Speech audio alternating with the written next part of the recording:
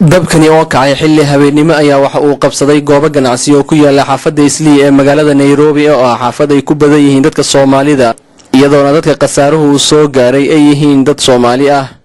goobta uu dabkani ka kacay ayaa waxa ku soo xoomay dadka degan xaafadda Islii iyadoona daqiiqado kadib halkaas uu soo gaaray dabdamiska ay leedahay dawladda Kenya kaasi oo ka badbaadiyay goobo ku dhawaa goobta uu ka kacay dabkani in ay gubtaan. Umar Maxamed Saciid oo kamid ah ganacsatadii ay ka baaba'een hantida ayaa waxa uu ka hadlayaa qasaaraha soo gaaray ganacsigiisa.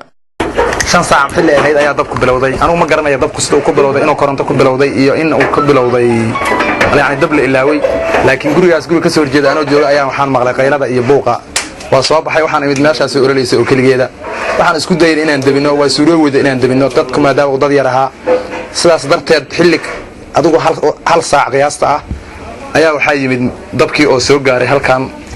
dabdamiska dawladda ay leedahay marka dabdamiskaas yani dadkii meesha joogay wax badan ay sameeyeen ilaa 7 habeenimo ayaa waxa suurowday dabkan inuu dimo marka waa aragtaa qasaarahan meesha ka dhacay waxa waaye alaabtan meesha ugu batay baasto maxaan ku raraa sidoo kale goobta waxa ka hadlay Abdiqani Sheekh Abdiraxiin oo ah milkiilaha dhismaha goobta dabka uu qabsaday meesha gurigii intaana mas'uuliyadiisa ana lahaa marka aniga oo jooga gurigeyga cisho dukaday ayaa la soo wacay mataqaana waqti ay 4 saac iyo mataqaana 45 daqiiqo ay tahay ka bacdina waan soo gaaray si mataqaana dhaqsiban ku soo gaaray markaan soo gaarin furihii meesha ayaan weynay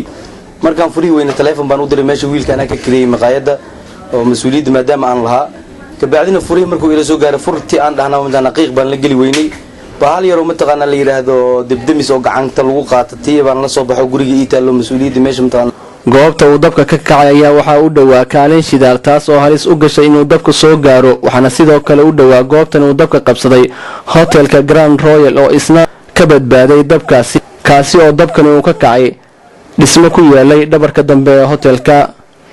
xaafadda Islii ee magaalada Nairobi ayaa inta badan waxa ka kacay dabkaas oo inta badan ka xilliyada habeenkii ah waxaana dabkan uu yahay kii labaad ee muddo isbuuc gudaheeda ka kaca xaafadda Islii ee magaalada Nairobi. Abdirizak Mire Dhore, Cable TV, Nairobi.